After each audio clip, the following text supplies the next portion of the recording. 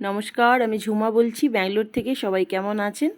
আশা করছি আপনারা সবাই খুব খুব ভালো আছেন। আমরাও সবাই খুব ভালো আছি। তো এখন বেলায় 11টা মতো বাজে। এখন থেকেই ব্লগটা শুরু করছি। আশা করছি আপনাদের ভালো লাগবে। তো রান্নাঘর থেকে শুরু করছি। আজকে রান্না হচ্ছে মসুর ডাল, ভাত, আর একটা করব বিম কড়াই দিয়ে আলু দিয়ে বেগুন দিয়ে একটা তরকারি, আর করব করলা আলু পেঁয়াজ ভাজা। তো করলাটা তো কেটে নুন আর একটু লবণ হলুদ মাখিয়ে রেখেছি, দেখলেন। তো করলাটা এই যে তেল গরম করে ভেজে নিয়েছিলাম, পুরোটা দেখাচ্ছি না ভিডিওটা, আজকে একটু তাড়া আছে, বলছি কেন কিসের জন্য।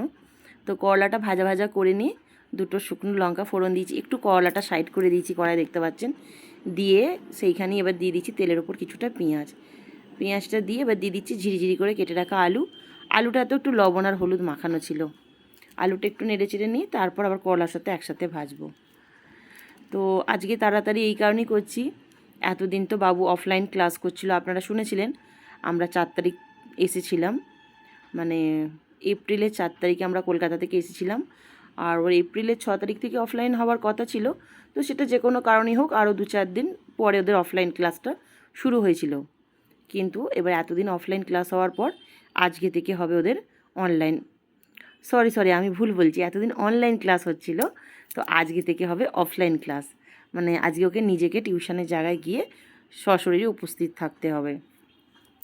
মানে অফলাইন অনলাইনটা গুলিয়ে গিয়েছিল। তো প্রচণ্ড তো ব্যাঙ্গালোরও গরম পড়েছে, তো গরমে শরীর ঠান্ডা রাখার জন্য কিন্তু একটু আবারও গতকাল রাতে এই যে মিচড়ি আর একটু মৌরি ভিজিয়ে রেখেছিলাম, আর একটু ওই গোঁদ কাতিরে সেটাও ভিজিয়ে রেখেছিলাম, সেটাই এখন 3জনের গ্লাসে ঢেলে নিচ্ছি। তো যেটা বলছিলাম, তো ওদের 2টো থেকে ক্লাস হবে, 2টো থেকে 5টা।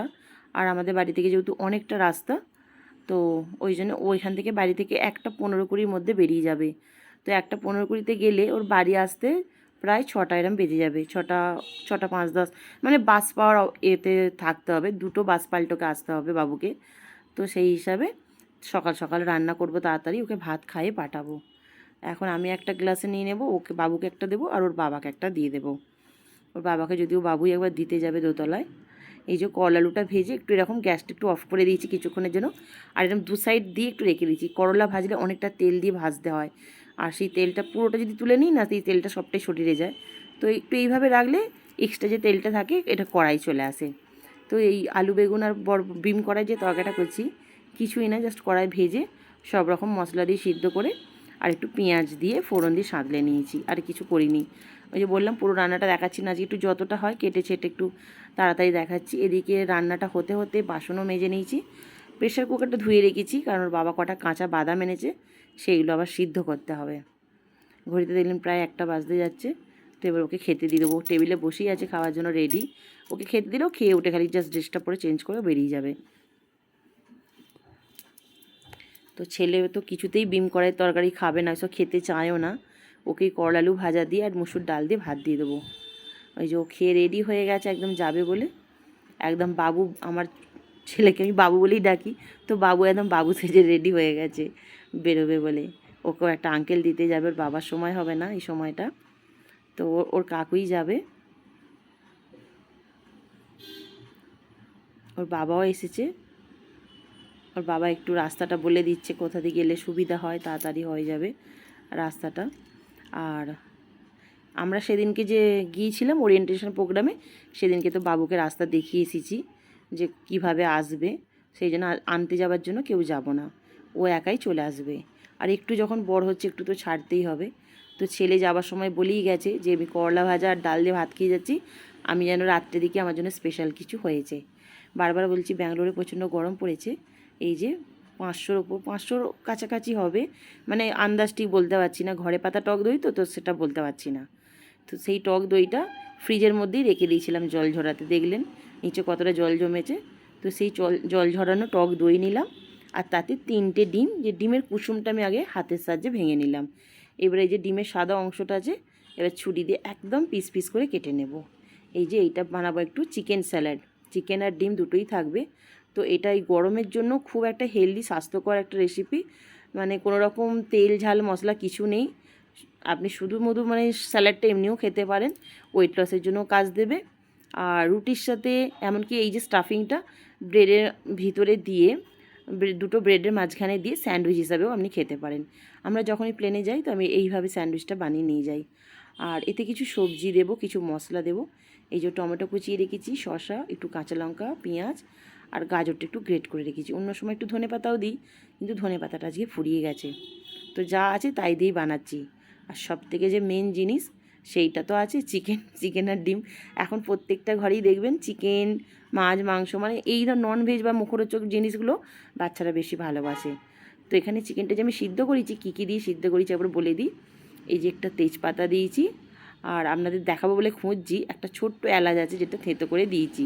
ওই যে এলাচটা বেরিয়েছে। একটু গোলমরিচ আর একটু স্বাদ অনুযায়ী লবণ দিয়েছি, আর কিছু দিইনি। হ্যাঁ, একটু রসুনকে থেঁতো করে দিয়েছি যাতে চিকেনের একটা গন্ধটা না থাকে।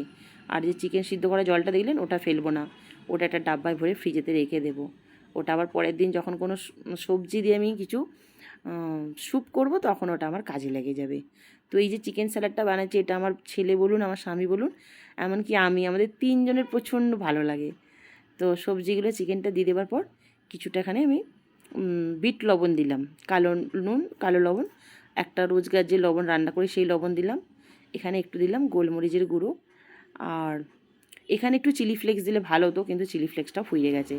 আর এখানে দিয়ে দিচ্ছি একটু অরিগানো। তো অরিগানো, মিক্স হার্বস যখন যেটা থাকে সেটা দিয়ে দিই, মানে একটু যাতে মুখে আবার একটু স্বাদটা আনে। সবই তো এগুলো সব ডিমটা সিদ্ধ, চিকেনটা সিদ্ধ, আর সবজি আর একটু টক দইটা জল ঝরানো, আর তো সেইভাবে কিছু নেই। আবার একটু মশলা না দিলে একটু টেস্টও আসবে না। তো এই যে রেডি হয়ে গেছে। আর এই যে দেখুন স্টকটা আমি পুরো রেখে দিয়েছি, এটা ফ্রিজে রেখে দেবো, পরের দিন আমার স্যুপ করতে কাজে লেগে যাবে। তো যেহেতু ছেলে বলে গেছে,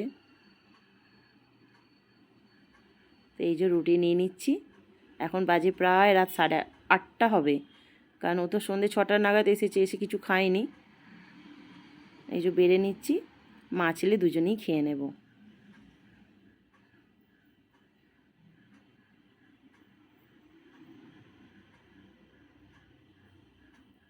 আপনারা অবশ্যই একবার কমেন্টে জানাবেন কেমন লাগলো ভিডিওটা। নে বাবু, এবার খেয়ে দেখ। না তুই আগে খা, খেয়ে বল। প্রত্যেকবারের মতো ভালো হয়েছে। ভালো আছে, খিদে পাচ্ছে আমাকে, 8টা বেজে গেছে।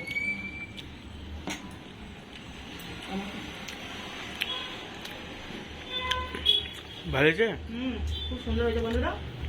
আর এটা কিন্তু সুগারের জন্য ভালো, ওয়েট লসের জন্য ভালো, অনেকটা হেলদি। বলে তো কোনো তেল কিছু নেই, খুব বেশি মশলা নেই, সব সিদ্ধ জিনিস আর একটু সবজি। তো আজকের মতো ভিডিওটা এখানেই রাখলাম। সবাই ভালো থাকবেন, সুস্থ থাকবেন, আর অবশ্যই ভিডিওটা কেমন লাগলো কমেন্টে জানাবেন।